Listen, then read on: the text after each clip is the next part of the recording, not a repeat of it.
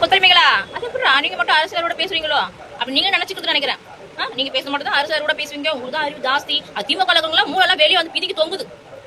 இவங்களுக்குலாம் மூளை வந்து எக்ஸ்ட்ரா அப்படி பிதிங்க இங்கேயோ தொங்குது. ஆனா இவங்க ரொம்ப அறிவாளிங்க. திமுக கலகவங்க எல்லாம் ரொம்ப அறிவாளிங்க. இவங்க யாரும் சப்போர்ட் பண்ணி பேசினா உங்களுக்கு அரசியல் அறிவே இல்லை, உங்களுக்கு ஒண்ணுமே தெரியல. சொன்ன உங்களுக்கு எக்ஸ்ட்ரா 2 பக்கம் தொங்குது, முன்னாலாம் தொங்குது, மூளை எக்ஸ்ட்ரா வளர்ந்து போய் தொங்குதுல உங்களுக்குலாம். ஆளிய மகன் பாரு ஒருத்தன் வந்து என் கமெண்ட்ல பண்ணா ஒருத்தன் நீ வந்து கூகுள் சர்ச் பண்ணி வந்து போடுற. எல்லாரும் அப்படிதான்டா. ஒரு விஷயம் நம்ம சொல்றோம்னா ஃபேக்ட் பண்ணி சொல்ல முடியும். உனக்கு அறிவே இல்லை, நீ போய் கூகுள் சர்ச் பண்ணி வந்து போடுறனா எல்லாரும் அப்படிதான் போடுவாங்க. அவங்க மட்டும் என்ன தானே தான் தெரிஞ்சிருமா? எல்லா நாய்களும் டேட்டா பேஜ் பண்ணி போடுதுங்க. நானும் அப்படிதான் போடுறேன். ஆளிய மகரியம் பாரு.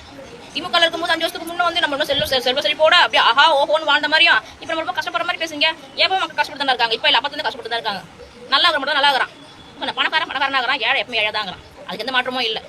இன்னைக்கு எத்தனை பேர் வீடு இல்லாம ரோட்ல இருக்கிறாங்க, அவங்களுக்கு வீடு இல்லை, கஷ்டப்படுறாங்க. நான் எழுதி போட்ட வீடு கிடைக்கவே இல்லை.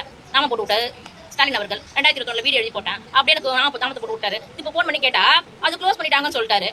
பெருசா நாம போட்டாரு வீடு தரேன்னு சொல்லிட்டு இலவச வீடு தரேன்னு சொல்லிட்டு எங்களை அலக்கழிச்சு நாங்க இத்தனை நாள் நடந்து 2021 நாங்க அதை ஃபாலோ பண்ணி நாங்க தெரிஞ்சுக்கணும். எத்தனை நாள் லீவ் போட்டிருப்போம். நீங்க ஓடுவோம். விவேகானந்த கூட வாங்க வாங்க டாக்குமெண்ட் எல்லாம் கொண்டு வாங்க சொல்லி கொண்டு போக சொன்னாங்க. எல்லாத்தையும் கொடுத்தோம்.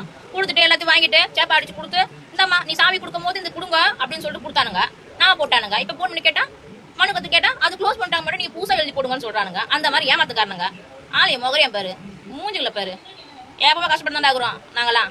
இதற்கு அந்த வீட்டுக்கு அந்த பதிலுமே இல்ல. அப்ப எதுக்கு சொல்லணும் இலவச வீடுன்னு சொல்லிட்டு எத்தனை பில்டிங் கட்டிருக்காங்க.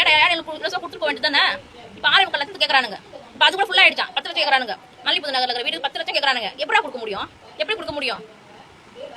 ஆலய மொகரியம் பாரு. அன்னைக்கு அவன் கொடுத்துருந்தா நீ நான் கஷ்டப்படாம நீங்க ரெண்டு பெண் பிள்ளைகளை வச்சு நான் கஷ்டப்பட்டு இருக்கேன். நீ நான் அவர் போட்டிருப்பேன். ஏன் போடல? நாங்க ஏமாற்றப்பட்டோம். திமுக அரசு நாங்க ஏமாற்றப்பட்டோம். அவர் மட்டும் கொடுத்துருந்தாருன்னா நான் விசுவாசமா அவர் நான் ஓட்டு போட்டுப்பேன். எப்பவுமே குடும்பமே விசுவாசமா இருந்திருக்கும். அவர் பண்ண தவறிட்டாரு. இதனாலதான் அவர் தோத்து போன காரணமே ஏழை மக்களோட வயிற்றுல அடிச்சாரு. வந்துட்டாருங்க பேசி போங்கடா ஆளே வயிற்று வச்சுக்க கலப்பாதிக்கா. இவங்க பேசுனதை பற்றி நீங்கள் என்ன நினைக்கிறீங்க அப்படிங்கிறத மறக்காமல் கமெண்ட்டில் சொல்லுங்கள். நன்றி.